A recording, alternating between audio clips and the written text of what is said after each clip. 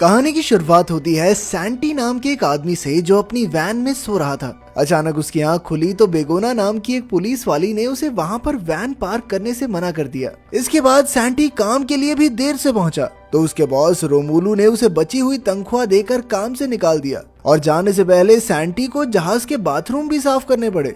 बाद में जब सैंटी अपनी गाड़ी से जा रहा था तो उसका पेट्रोल भी खत्म हो गया, जिसके बाद वो जैसे तैसे गैस स्टेशन पहुंचा जहां वो अपने दोस्त पेड्रो से मिला। सैंटी ने उसे बताया कि उसका अपनी पत्नी मेटी से तलाक होने वाला है। बाद में जब वो वकील से मिलने पहुंचा तो वकील ने उसे और मेटी को बताया कि तलाक के बाद उन दोनों की जायदाद आधी आधी हो जाएगी। मेटी ने कहा कि वो जल्द से जल्द तलाक चाहती है, पर वकील ने कहा कि इसमें थोड़े महीनों का समय तो लगेगा। वहाँ से बाहर निकलकर सैंटी को एक लॉटरी टिकट बेचने वाली औरत ने आवाज दी और सैंटी ने भी मजे मजे में एक लॉटरी टिकट खरीद ली। उसने टिकट अपनी सिगरेट की डब्बी में रखी और चला गया। फिर शाम को सैंटी अपने कॉलेज की रीयूनियन पार्टी में पहुंचा जहां वो अपने दोस्त पेड्रो और मार्कोस से मिला। तभी सैंटी ने मैटी को मारियो नाम के एक आदमी के साथ हंसते देखा। बाद में मैटी ने उसे बताया कि जिस सुपरमार्केट में वो काम करती है मारियो वहां का मालिक है, पर सैंटी को इससे काफी जलन हुई और वो अपने दोस्तों के पास चला गया। खैर बाद में सैंटी ने घर आकर सिगरेट्स का डब्बा फेंक दिया क्योंकि वो लॉटरी के बारे में बिल्कुल भूल गया था।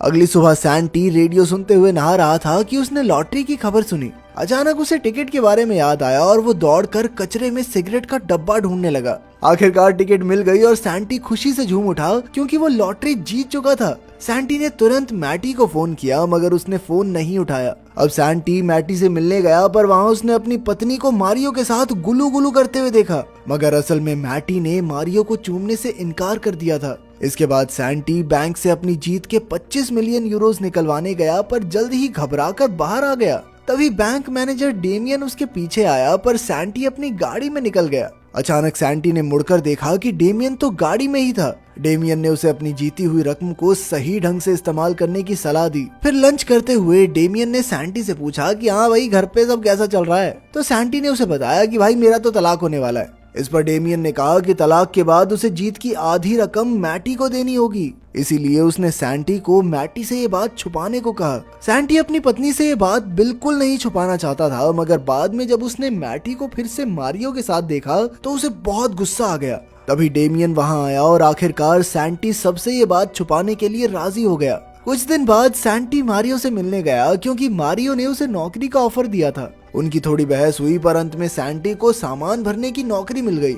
इसके बाद सैंटी ने लॉटरी के पैसों से बढ़िया कपड़े और चीजें खरीदी। फिर उसने घर आकर सारी चीजें छुपा दी और खुशी से नाचने लगा। लेकिन तभी अचानक उसकी पत्नी घर वापस आ गई तो सैंटी ने अपने नए कपड़े और घड़ी छुपाने की कोशिश की, मगर मैटी को शक हो गया कि कुछ तो गड़बड़ जरूर है। खैर शाम को सैंटी जब एक 5 स्टार होटल में खाना खाने गया तो उसे वहाँ क्रिस्टीना नाम की एक सुंदर लड़की दिखाई दी और फिर वो दोनों ही एक दूसरे को देखकर मुस्कुराए। अगली सुबह जब सैंटी की आंख खुली तो वो काम के लिए लेट हो गया था। अब वो जैसे तैसे सुपरमार्केट पहुंचा और उसने अपनी साथी तानिया से माफी मांगी। बाद में मैटी ने उससे पूछा कि वो कल रात कहाँ था। तभी मारियो ने वहां आकर सैंटी को डांटा पर मैटी ने बात संभाल ली। अगले दिन सैंटी अरिट्स नाम के एक सर्फर से मिला क्योंकि अब वो भी सर्फिंग सीखना चाहता था। अगले कुछ दिन तक सैंटी ने समुद्र में प्रैक्टिस की और काफी कुछ सीखा। एक दिन रात को सैंटी को पेड्रो और मार्कोस का फोन आया तो सैंटी ने उन्हें सर्फिंग सीखने के बारे में बताया, पर उन्हें लगा कि सैंटी तो डिप्रेशन में आकर ऐसी बहकी बहकी बातें कर रहा है क्योंकि सर्फिंग सीखना अमीरों का शौक है।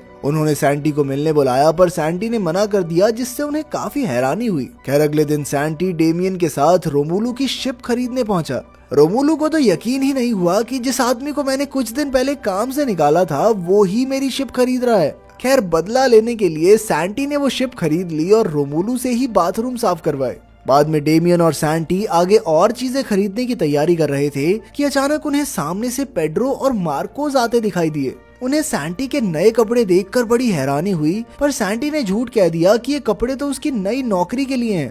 खैर फिर पेड्रो और मार्कोस ने उसे कहा कि आजकल वो उन्हें नजरअंदाज करने लगा है और वो वहाँ से नाराज होकर चले भी गए। इधर सैंटी और डेमियन बढ़िया खाना खाकर सैंटी के घर पहुंचे। जब सैंटी अंदर गया तो उसने देखा कि मैटी के माता पिता लॉरा और मिगेल डिनर के लिए आए हुए थे। सैंटी उनके साथ डिनर टेबल पर बैठ तो गया लेकिन खाना खाने में बहुत मुश्किल हो रही थी। लेकिन जल्द ही ज्यादा खाने की वजह से उसका पेट खराब हो गया और वो बाथरूम में भागा। तब लॉरा ने मैटी से उसकी शादीशुदा जिंदगी के बारे में पूछा तो मैटी ने झूठ कह दिया कि सब कुछ बढ़िया है। फिर जब सैंटी वापस आया तो मिगेल ने सैंटी की महंगी घड़ी देखी। सैंटी ने झूठ कह दिया कि ये नकली है, ये बहुत सस्ती है। तो मिगेल कहने लगा कि बेटा लग तो बढ़िया रही है, मेरे लिए भी ले आई हो एक। तभी अचानक सैंटी का फोन बजने लगा पर उसने फोन उठाया ही नहीं। जब मैटी ने उसे फोन उठाने को कहा तो सैंटी ने हड़बड़ाकर मैटी के माँ बाप को बता दिया कि वो दोनों तलाक ले रहे हैं। बाद में जब सैंटी वहाँ से वापस जा रहा था तो उसने अपने दोस्तों पेड्रो और मार्कोस को सस्ते बार में शराब पीते देखा।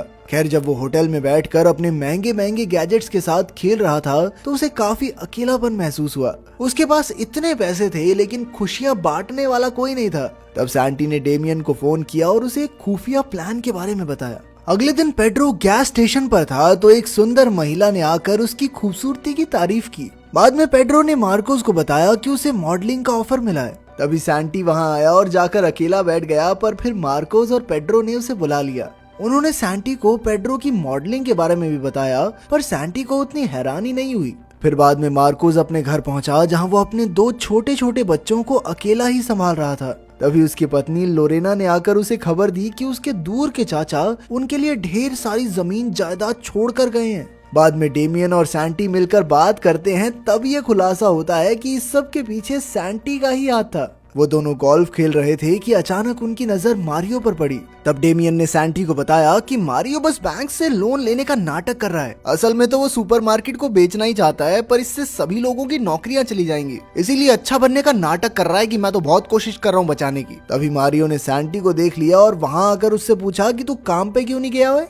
उधर सुपरमार्केट में तानिया ने मैटी से पूछा कि क्या सच में सुपरमार्केट बंद होने वाला है, पर मैटी ने कहा कि ये सब अफवाहें हैं। तब सैंटी ने मैटी को बताने की कोशिश की कि मारियो सच में सुपरमार्केट को बेचने वाला है, लेकिन तभी मारियो ने वहां आकर मैटी को बताया कि उसने सैंटी को आज गोल्फ खेलते देखा। इससे मैटी सैंटी पर गुस्सा हो गई कि वो घर में तो 2 रुपए भी नहीं देता और बाहर गोल्फ खेल रहा है। वाह, नवाबों वाले शौक हैं। जैसे ही सैंटी सुपरमार्केट से निकला तो मार्कोस और पेड्रो एक चमचमाती सुपर कार में आ पहुंचे। उन्होंने सैंटी को साथ लिया और मजे से ड्राइव पर निकल गए। ये देखकर सैंटी को अच्छा नहीं लगा, क्योंकि मार्कोस अपने परिवार की जरूरत पूरी करने की बजाय इन चीजों पर पैसे उड़ा रहा था। लेकिन फिर मार्कोस ने कहा कि तेरे बाप ने दिए क्या मुझे पैसे, मेरी मर्जी, मेरे पैसे, जो मर्जी करूंगा। आखिरकार सैंटी ने उन्हें बता दिया कि असल में ये गाड़ी उसी के पैसों से आई है, मगर उन दोनों ने उस पर यकीन ही नहीं किया। तभी अचानक मार्कोस से गाड़ी कंट्रोल नहीं हुई और वो सीधा पहाड़ी से नीचे जा गिरे। इसी दौरान सैंटी ने चिल्लाकर अपनी लॉटरी का सीक्रेट सबको बता दिया।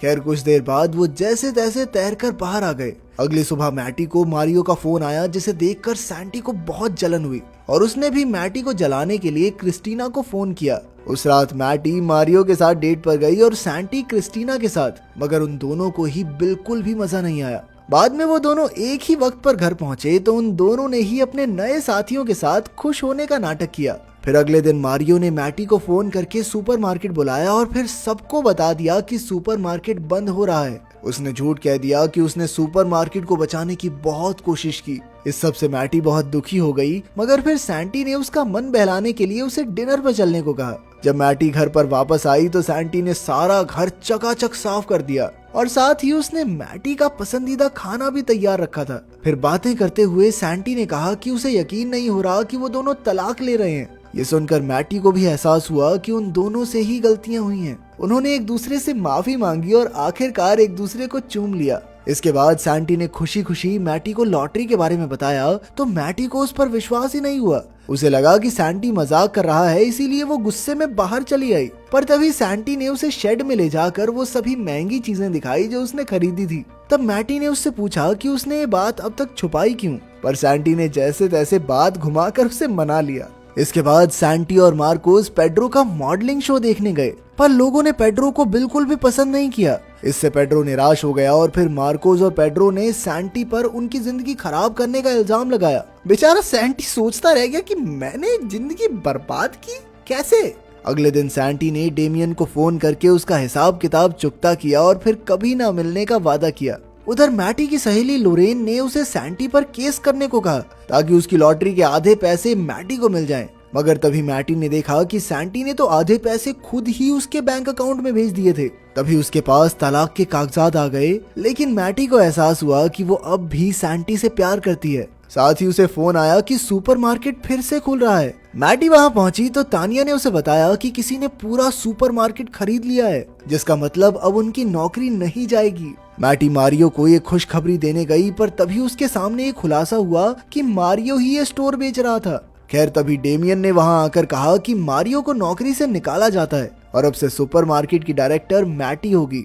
मैटी बहुत ज्यादा खुश हो गई और वो सैंटी को ढूंढने लगी। सैंटी इस वक्त एयरपोर्ट पर था और मैटी उसे ढूंढते हुए वहां तक पहुंच गई। काफी देर ढूंढने के बाद आखिरकार उसे सैंटी मिला। मैटी ने उसे जोरदार थप्पड़ मारा कि कहाँ जा रहा था कुत्ते मुझे छोड़ के, और फिर उन दोनों ने एक दूसरे को चूम लिया। इसके बाद उन दोनों की जिंदगी में सब कुछ बढ़िया हो गया और दोनों मस्त ऐश काटने लगे। अगर वीडियो पसंद आई तो लाइक कर देना, चैनल को सब्सक्राइब कर देना। मिलते हैं अगली वीडियो में।